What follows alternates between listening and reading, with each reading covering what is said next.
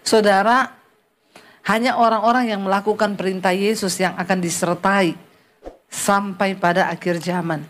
Kalau kita jadi orang Kristen yang tidak melakukan perintah Tuhan, maka maaf saudara, ya mungkin gak ada penyertaan Tuhan dalam hidup kita, karena kita gak taat.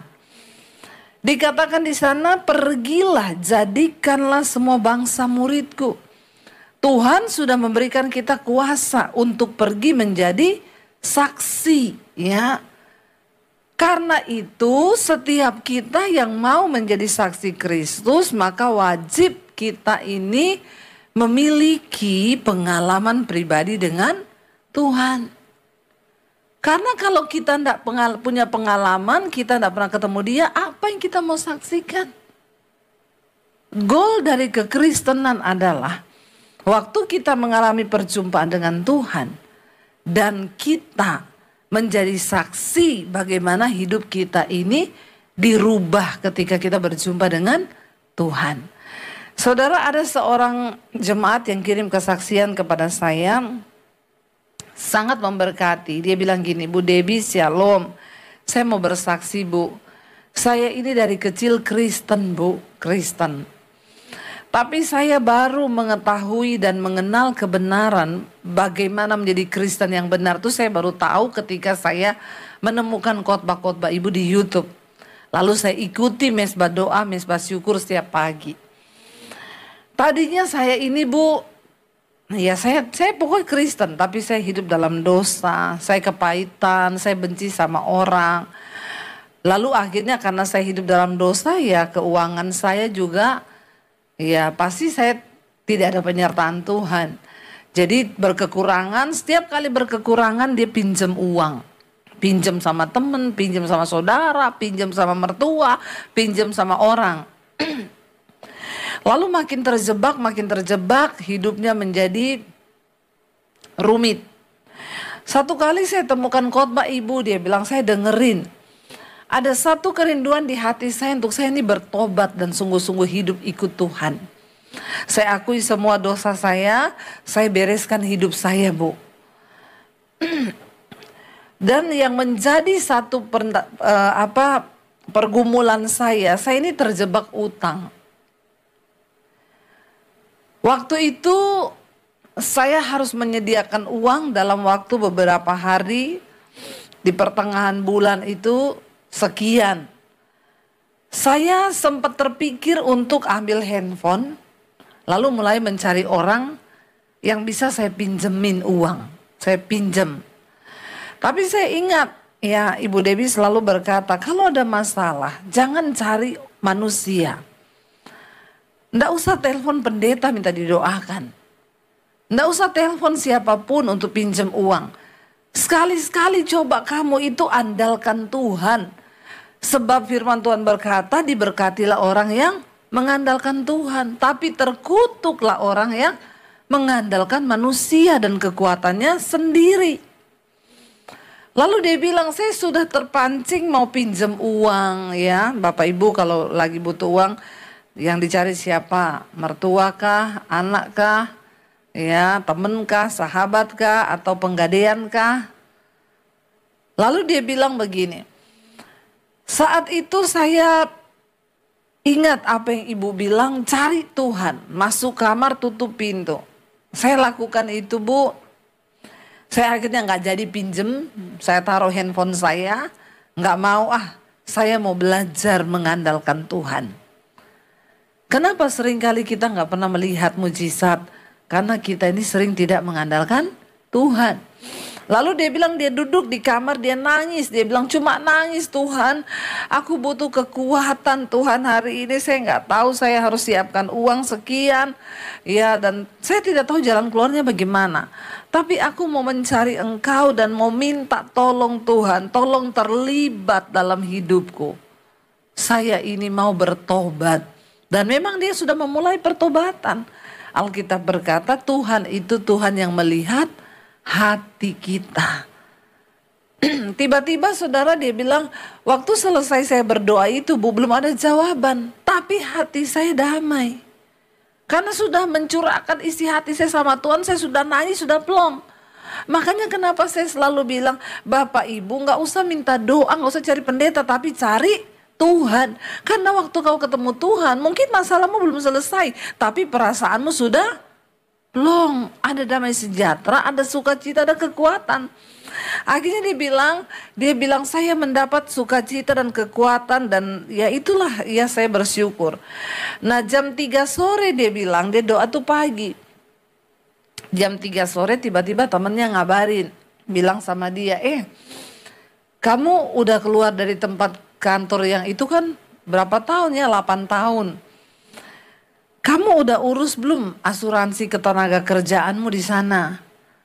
Terus dia bilang, alah saya nggak kepikiran lah, sudah 8 tahun juga mana bisa. Coba lo urus, saya kemarin keluar uang saya. Padahal saya juga kan udah nggak di situ. Ya coba aja, coba kamu hubungi ke sini, kamu coba. Lalu dia coba telepon saudara. Ya ternyata dibilang begini, kalau mau diurus bisa, tapi minta dulu slip gajimu 8 tahun yang lalu. Jadi dia sudah langsung ciut, di persyaratannya minta slip gaji 8 tahun lalu, bagaimana mungkin diketemukan, udah 8 tahun mungkin juga datanya udah hilang. Dia sudah mulai hatinya tawar. Lalu temannya itu telepon lagi. Gini aja, kamu langsung urusan ke bank yang dulu mentransfer gaji kita dan potong untuk asuransi ketenaga kerjaan itu. Mereka punya datanya kok. Dia iseng telepon. Oh iya Bu, ada Bu. Ya coba nanti segera ya kami urus. Kalau sudah selesai kami kabari. Berapa hari kemudian dia dikabari saudara.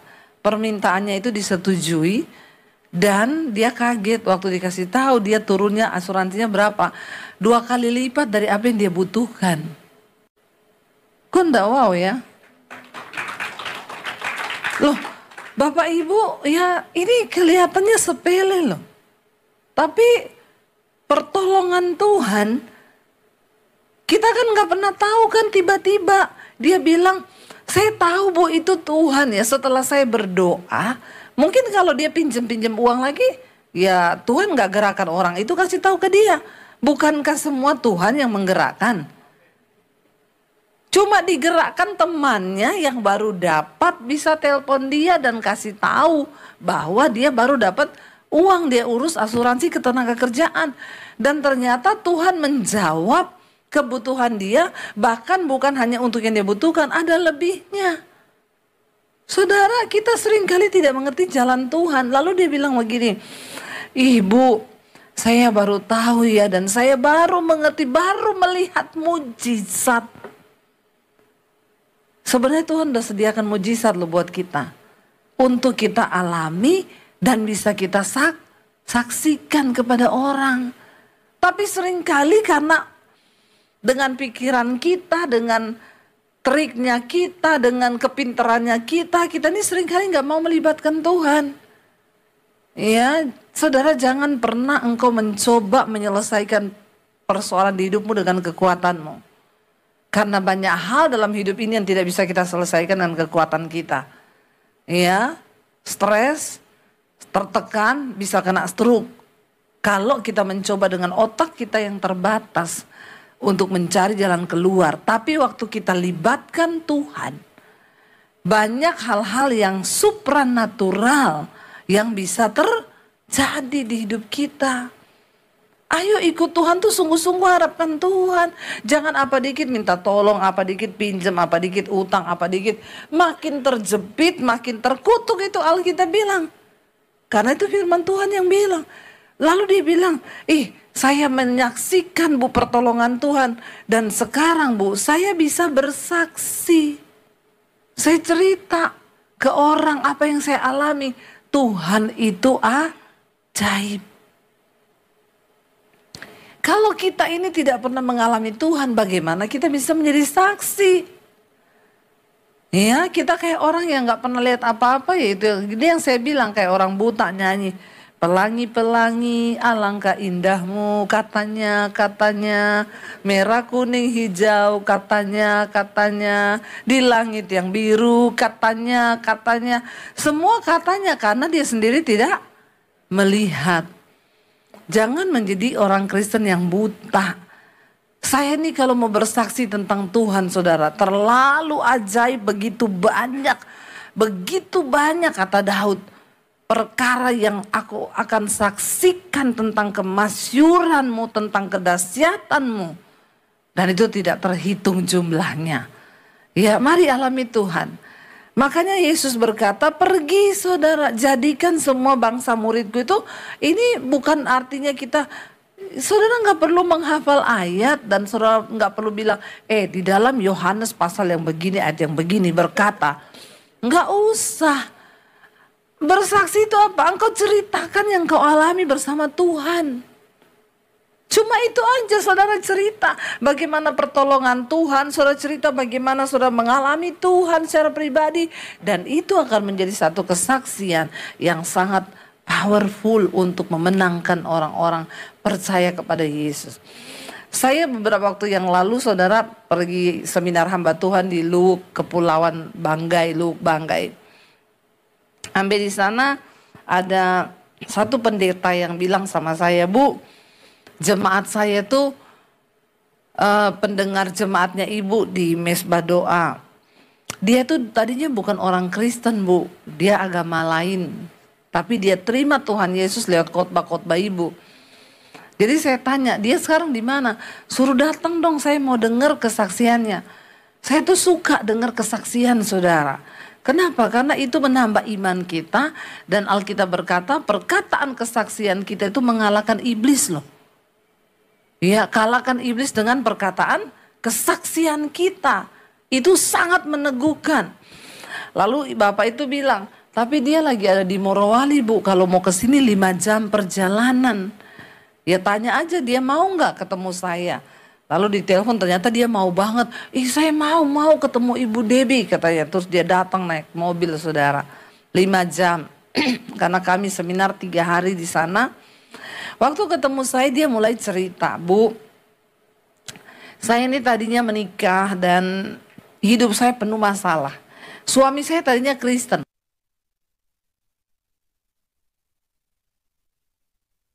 Demi ikut perempuan ini saudara. Ya berarti dia juga belum ketemu Tuhan Yesus itu suaminya ya. Karena kalau sudah ketemu dia tidak mungkin buang Tuhan Yesus ya. Berarti karena belum ketemu itu makanya cuma agamanya Kristen tok itu. Lalu Bu kami memulai usaha. Lumayan usahanya saudara, dia punya beberapa alat berat transportasi lah. Tiba-tiba ya mulai datang masalah, lalu mulai terlilit hutang. Ya pinjam modal habis, tidak berhasil. Lalu istrinya ini sakit, ibu ini sakit. Sakit itu ganti-ganti saudara. Periksa di dokter, dokter bilang gak ada penyakit apa-apa. Tapi dia rasa mau mati. Jadi sakit di perut, sakit di sini, sakit di situ, sakit di sini. Sampai terakhir sakitnya itu aneh saudara. Ini dagingnya ini terkelupas jatuh. Dagingnya itu sepotong-sepotong mulai jatuh. Dia bilang, ibu tahu badan saya ini udah warna ungu Bu. Biru keungu-unguan. Saya periksa ke dokter, dokter juga tidak tahu itu sakit apa. Jadi saya ya cuma di rumah aja Bu. Di dalam tertekannya seperti itu, dia tidak tahu mau berharap ke siapa. Ya tanpa pengharapan cuma tunggu tinggal mati. Satu saat saudara dia bilang, saya ketemu Bu sama ada engkoh-engkoh. Di pasar apa di mana gitu. Engkau itu sekitar umur 70 tahunan. Ketemu ngobrol-ngobrol itu engkau tanya begini, ibu mau sembuh enggak? Mau. Ibu mau percaya sama Tuhan Yesus? Dia bilang ya yang penting saya sembuh. Saya bisa sembuh enggak? Ya udah Bu gini ya. Ini waktu saya enggak lama soalnya kata engkohnya itu. Ibu ada handphone enggak? Ada. Mana handphone ibu? Dia bukain YouTube saudara. Ya, dia cariin channel saya. Jadi yang belum subscribe tolong subscribe ya. Bercanda saudara. Jadi dia cariin channel saya. Dia bilang sama ibu itu gini. Kan ibu itu tanya, saya memulai dari mana ini untuk percaya Yesus? Ini aja Bu, nanti ibu pulang. Ibu dengerin nih khotbah-khotbah ini ya. Khotbah apa aja ibu klik aja. Pokoknya ibu denger semuanya. Nanti ibu akan tahu. Dan akan mengenal siapa Tuhan Yesus. Dia bilang dia pulang, dia kliklah khotbah saya. Ibu, saya dijamah Tuhan, saya nangis waktu itu setelah dengar khotbah Ibu. Saya bercucuran air mata, Bu. Semakin hari saya semakin mendengar, saya mengerti tentang hidup ini. Saya ini banyak dosa, saya ini banyak begini, Bu. Akhirnya dia putuskan untuk bertobat. Lalu dia serahkan dirinya untuk dibaptis. Dia bahkan udah gak mikirin sakitnya, saudara. Saking jiwanya menemukan sesuatu yang selama ini dia cari. Makanya Yesus berkata, hal kerajaan sorga itu seumpama orang yang menemukan satu buah sebidang tanah. Lalu dia tahu di dalam itu ada harta yang terpendam yang sangat berharga. Dia pergi, dia jual rumahnya, mobilnya, dia jual semua yang dia punya untuk beli ladang itu. Orang semua bingung berkata, lu kok goblok banget, kenapa lu jual semuanya cuma untuk beli tanah itu? Orang gak tahu di dalam tanah itu ternyata ada sesuatu yang sangat berharga. Hal kerajaan sorga. Itu yang dia alami. Dia lagi udah gak berpikir tentang sakitnya. Pokoknya dia menemukan sesuatu yang bagi jiwanya itu menjadi penghiburan dan kekuatan. Dia putuskan untuk dibaptis, menerima Tuhan Yesus sebagai Tuhan dan Juru Selamatnya. Malah suaminya kagak loh. Ya, mengerikan ya saudara ya. Tapi ibu ini berarti dipilih Tuhan. Dia datang ke gereja, dia menyerahkan dirinya dibaptis. Puji Tuhan, setelah dia bertobat, dia sembuh dari sakitnya. Benar-benar pulih saudara. Dia bilang, ibu saya tidak bisa tahan untuk menceritakan, menyaksikan apa yang saya alami. Dia tiap ketemu orang, mau di pasar, mau di toko, mau di jalan, mau di mana, dia ceritakan tentang apa yang dialami bersama Tuhan Yesus. Bahkan saudara, banyak orang sakit dari desa-desa lain mendengar kesaksiannya, mereka datang minta didoakan. Untuk dia doakan dan mereka sembuh. Dia bilang sama saya, Bu, maaf, bahkan banyak Bu di antara mereka yang sudah bertobat, menerima Yesus dan menyerahkan hidupnya untuk dibaptis. Saya bilang, wow, ibu ini kesaksian yang sangat luar biasa. Ya Bu, saya sampai hari ini menggebu-gebu, saya cerita tentang Tuhan. Saya bilang, tapi yang luar biasa sih di balik semua ini yang pertama Tuhan Bu, yang kedua bukan saya, engkau itu loh yang 70 tahun itu. Dan saudara bisa loh jadi engkau itu yang dapat membawa orang kepada Kristus. Karena di luar sana begitu banyak orang yang sedang kehilangan pengharapan. Di luar sana begitu banyak orang yang sedang tidak tahu mau kemana. Bahkan banyak yang memutuskan untuk bunuh diri hari-hari ini. Coba seandainya engkau pertemukan mereka dengan satu pribadi. Makanya saya bilang, engkau itu cerita. Saya nggak bisa cerita tentang Yesus, tapi saya mengerti tentang Yesus dari ini. Nanti kamu dengerin aja ya. Sekarang saudara nggak perlu, saudara tinggal bisa share khotbah yang saudara rasa memberkati ke orang. Ya, khotbah di gereja ini banyak pendeta-pendeta yang memberkati. Saudara bisa share ke temanmu, ke saudaramu yang sedang dalam pergumulan berat.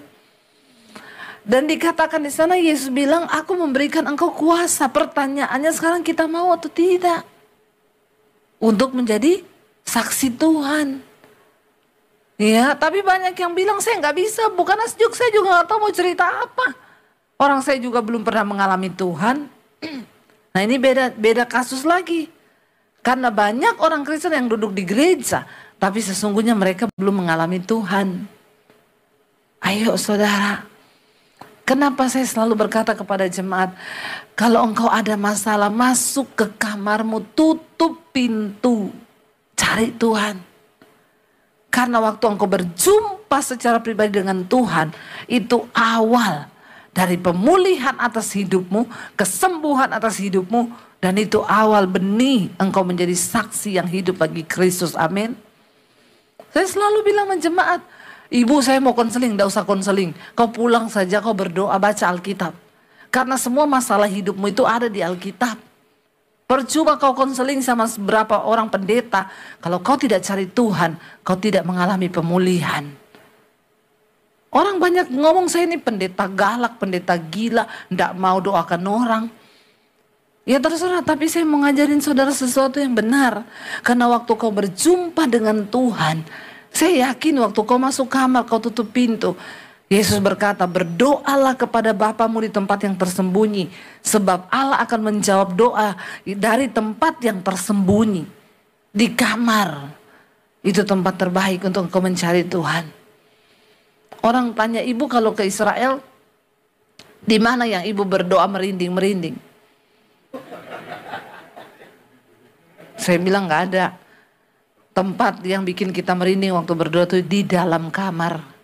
Waktu kau masuk, kau tutup pintu, cuma engkau sendiri di situ dengan Tuhan. Dan engkau berlutut dan curahkan semua isi hatimu pada Tuhan. Menangislah di situ. Berserulah kepada Tuhan yang hidup. Karena Alkitab berkata, Tuhan bilang, aku akan memberikan diriku ditemui kepada orang-orang yang mencari aku. Carilah Tuhan selama ia masih berkenan untuk ditemui. Berserulah kepadanya selama ia dekat, saudara. Saya cuma mau sampaikan hari ini, mari kita semua menjadi orang-orang yang terus mencari Tuhan, mengalami Tuhan, sehingga kita bisa menjadi saksi bagi Kristus. Amin. Ini adalah pesan penting yang Yesus berikan kepada murid-muridnya ketika dia bangkit dari kematian. Dan kalau ini penting, itu juga buat kita semua. Kenapa saudara? Suatu saat nanti ketika kita mati, di sorga nanti, kita dapat mahkota atau tidak, yang Tuhan tanya bukan jumlah depositmu. Tuhan gak tanya jumlah mobilmu dan rumahmu. Yang dia tanya, berapa jiwa yang kau bawa mengenal aku selama engkau hidup. Itu yang akan Tuhan tanya. Saya berdoa kita semua dipakai Tuhan jadi saksi Kristus. Mari kita bangkit berdiri bersama. Saya undang para imam musik maju. Kita naikkan pujian hidupku menggenapi firman-Mu Tuhan. Kami semua mau menjadi pelaku firman Tuhan. Kami semua mau menggenapi firman Tuhan di hidup kami. Supaya kami boleh sungguh-sungguh Tuhan menjadi orang-orang yang melakukan kehendak-Mu, menyenangkan hati-Mu. Mari saudara mulai katakan sama Tuhan hari ini, bahwa kami dalam pengalaman pribadi bersama Engkau Tuhan Yesus, supaya kami sungguh-sungguh mengalami Tuhan dan dapat menceritakan, dapat menjadi saksi Tuhan yang mengalami, yang melihat, mendengar bagaimana kedahsyatan Tuhan di hidup kami. Terima kasih Bapa, waktu kami sungguh-sungguh datang kepada Tuhan, waktu kami sungguh-sungguh mencari Tuhan, kami akan menemukan Tuhan. Ini hidup kami Tuhan Yesus. Katakan bersama saudara, tidak selamanya kita harus mengerti jalan Tuhan. Tapi untuk selamanya kita harus belajar percaya kepada Tuhan. Sekalipun mengikuti jejaknya itu berat. Seringkali apa yang kita mau secara daging tidak terjadi. Tapi percaya saudara, waktu kau ikut jejaknya Tuhan. Ayub berkata begini saudara, perintah dari bibirnya tidak kulanggar, dalam sanubariku kusimpan ucapan mulutnya. Mari dengarkan firman Tuhan dan simpan itu dalam hatimu. Waktu engkau menyimpan firman dalam hatimu, maka firman itu yang akan menuntunmu saudara, untuk mulai mengikuti kehendak Tuhan. Waktu kau simpan firman dalam hatimu, maka firman itu yang akan berkuasa membawa engkau sampai pada tujuannya Tuhan. Karena firman itu berkuasa. Dan firman itu dikatakan akan mengerjakan setiap apa yang disuruhkan Allah untuk terjadi dalam hidup kita. Bahkan Ayub berkata begini, tetapi Tuhan itu tidak pernah berubah. Siapa dapat menghalangi Tuhan? Perhatikan saudara, kalau hari ini engkau belum mencapai satu tujuan di hidupmu, jangan salahkan orang lain. Jangan pernah salahkan gara-gara dia ini, saya nggak bisa dapat ini. Jangan pernah salahkan nih gara-gara dia ini, sampai saya hari ini harus begini. Waktu Tuhan yang menentukan untuk engkau dapat mencapai sesuatu, maka dikatakan tidak ada yang bisa menghalangi Tuhan. Tidak ada yang dapat menghalangi kuasa Tuhan yang besar untuk membawa engkau digenapi janji itu dalam hidupmu. Gak ada. Tidak ada satu manusia yang berkuasa pun, saudara, yang dapat menghalangi jalan Tuhan atas hidupmu. Bagian kita cuma duduk di kaki Tuhan dan belajar percaya. Ajar kami memahami Tuhan, apa maksudmu dari setiap ujian ini. Waktu kau tahu bahwa ayat ini berkata, siapa dapat menghalangi Tuhan? Karena itu saya selalu belajar untuk menerima bahwa kenyataan apapun yang kita hadapi hari ini itu seizin Tuhan. Dia tidak pernah terlalu cepat. Tuhan gak pernah buru-buru, saudara. Walaupun kita udah gebelet banget pengen dapetin itu, tapi Tuhan bilang tunggu. Kalau aku belum berkata, itu gak akan terjadi. Waktu kita mengerti cara Tuhan ini, kita nggak mudah menyalahkan orang lain gara-gara dia itu. Sampai saya nggak bisa begini, gara-gara dia itu. Stop. Karena Tuhan, kalau dia sudah menetapkan sesuatu, ayat ini berkata, tidak ada satu pun yang dapat menghalangi Tuhan. Tidak ada satu kuasa pun yang dapat menghalangi kehendak Tuhan terjadi. Apa yang dikehendakinya, perhatikan. Ayat ini berkata begini, saudara. Baca bersama. Apa yang dikehendakinya dilaksanakan juga. Karena apa? Ia akan menyelesaikan apa yang ditetapkan atasku, dan banyak lagi hal yang serupa ya dimaksudkannya. Tuhan akan melaksanakan ketetapannya atas hidup kita. Hari ini bagian kita berkata, Tuhan, tuntun aku berjalan di dalam jejak-Mu. Hari ini banyak hal yang tidak kami mengerti. Waktu-waktu ke depan mungkin masa yang suram, kekelaman.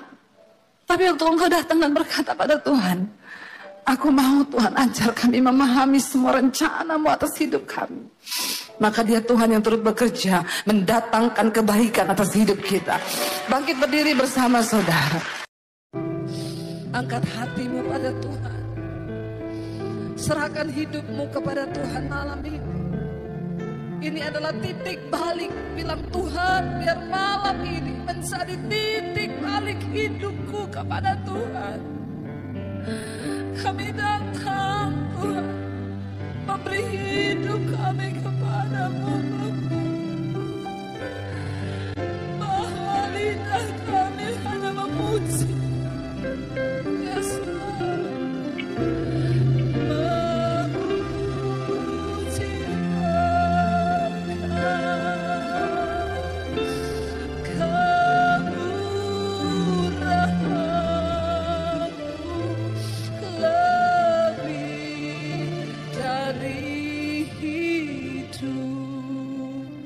Tutup mata dalam hadirat Tuhan. Bapa, lihat setiap hati kami malam ini. Kami datang Tuhan. Tuhan yang tahu hidupmu masing-masing, saudara. Dan malam ini dia cuma mau Engkau beri hidupmu yang sungguh-sungguh bagi dia. Tidak peduli dosa apapun yang sedang hari ini Engkau lakukan. Tuhan tidak pernah melihat masa lalu, tapi dia tunggu engkau yang sekarang untuk menyerahkan hidupmu kepada Tuhan.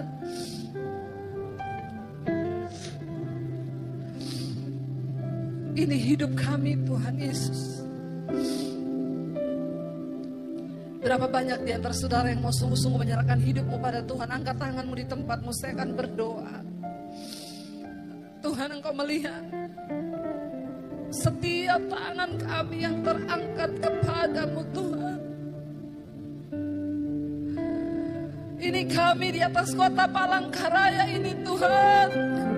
Kami datang menyerahkan hidup kami kepada Tuhan. Biar kemurahan-Mu nyata di hidup kami, Bapa. Ya Yesus, kami tahu malam hari ini surga bersorak-sorai melihat setiap anak-anak-Mu datang menyerahkan hidup mereka kepada Tuhan. Jesus, sebab tidak ada persembahan Yang menyenangkan hati Tuhan selain persembahan hidup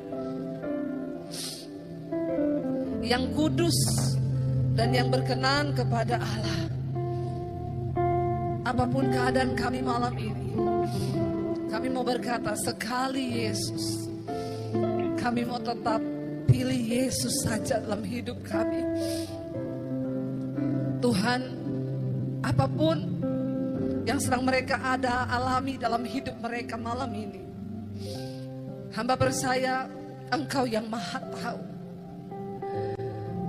Yang terikat dengan dosa sudah dilepaskan dalam nama Tuhan Yesus. Yang sakit malam ini Tuhan sembuhkan dalam nama Yesus. Yang mengalami pergumulan yang berat malam ini Tuhan lepaskan dalam nama Yesus. Kami mau berkata malam ini ketika kami sudah memilih Yesus, kami tidak mau berjalan tanpa penyertaan-Mu Tuhan. Amin. Kami perlu Engkau di hidup kami Yesus. Pimpin langkah-langkah kami Tuhan dengan kasih karunia-Mu Yesus. Pimpin langkah hidup kami Tuhan. Setiap waktu berjalan dalam Roh-Mu. Yes Lord Jesus. Nyatakan Tuhan kemuliaan-Mu dan berjalanlah denganku. Mari tutup mata dalam hadirat Tuhan saudara. Bilang pada Tuhan, kami perlu Engkau.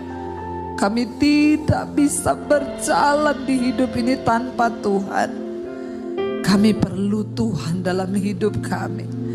Kami perlu Engkau lebih dari pertolongan-Mu Tuhan. Kami butuh pribadi-Mu hari ini. Pegang tangan kami. Kami mau bertobat hari ini Tuhan. Kami tidak ingin menjadi orang yang keras kepala, yang tegar tengkuk sehingga Tuhan tidak dapat berjalan bersama kami. Kami mau bertobat Tuhan. Kami tanggalkan setiap dosa-dosa kami.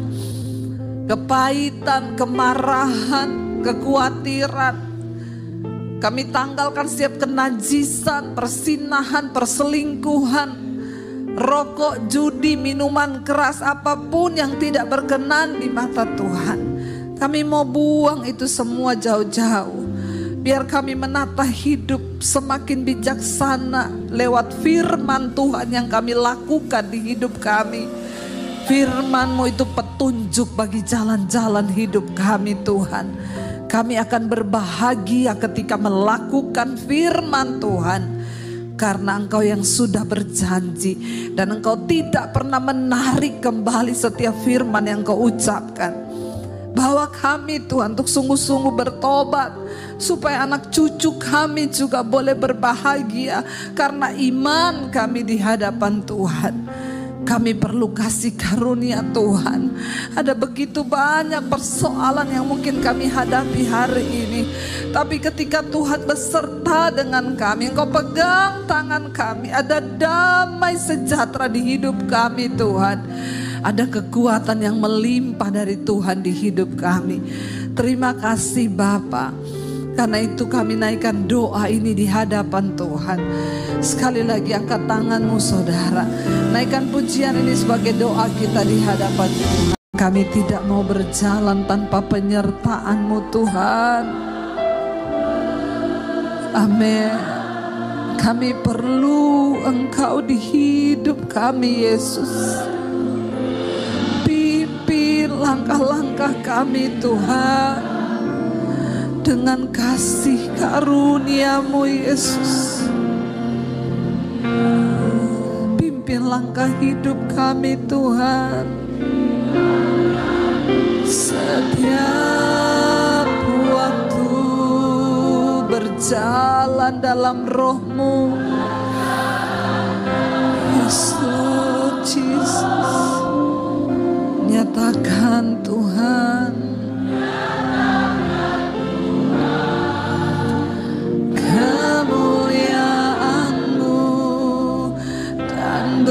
berjalanlah denganku. Mari tutup mata dalam hadirat Tuhan, saudara. Bilang pada Tuhan, kami perlu Engkau. Kami tidak bisa berjalan di hidup ini tanpa Tuhan. Kami perlu Tuhan dalam hidup kami. Kami perlu Engkau lebih dari pertolongan-Mu Tuhan. Kami butuh pribadi-Mu hari ini. Pegang tangan kami. Kami mau bertobat hari ini Tuhan. Kami tidak ingin menjadi orang yang keras kepala, yang tegar tengkuk sehingga Tuhan tidak dapat berjalan bersama kami. Kami mau bertobat Tuhan. Kami tanggalkan setiap dosa-dosa kami. Kepahitan, kemarahan, kekhawatiran. Kami tanggalkan setiap kenajisan, persinahan, perselingkuhan, rokok, judi, minuman keras, apapun yang tidak berkenan di mata Tuhan. Kami mau buang itu semua jauh-jauh. Biar kami menata hidup semakin bijaksana lewat firman Tuhan yang kami lakukan di hidup kami. Firman-Mu itu petunjuk bagi jalan-jalan hidup kami Tuhan. Kami akan berbahagia ketika melakukan firman Tuhan.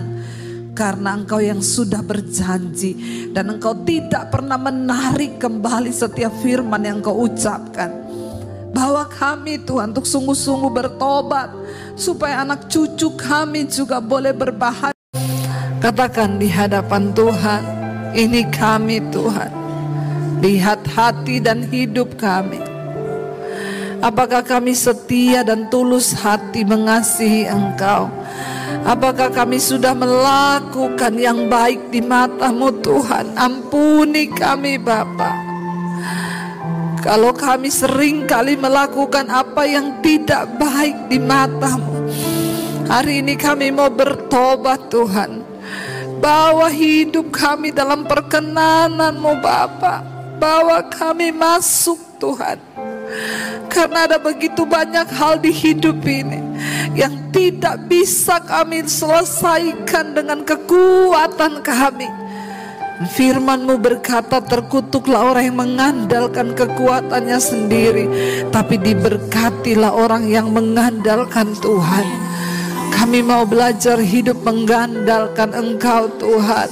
Kami mau belajar menaruh seluruh hidup kami dalam tangan Tuhan. Dalam segala keadaan, berlimpah ataupun kurang, saat kami kuat ataupun saat kami lemah hari-hari ini. Biar Yesus satu-satunya yang menjadi kekuatan di dalam hidup kami. Tuhan, hari ini hamba berdoa untuk setiap anak-anak-Mu Tuhan. Mereka yang sedang mengalami masalah persoalan dalam hidup mereka. Tuhan, Engkau ambil alih waktu kami berserah kepada Tuhan. Waktu kami percaya kepada Tuhan. Waktu kami berkata sekali Yesus, kami tetap mengasihi Yesus. Itu komitmen di hidup kami Tuhan. Kami tidak akan pernah goyah. Sampai kapanpun juga kami tidak akan pernah goyah Tuhan. Dijawab atau belum dijawab, kami mau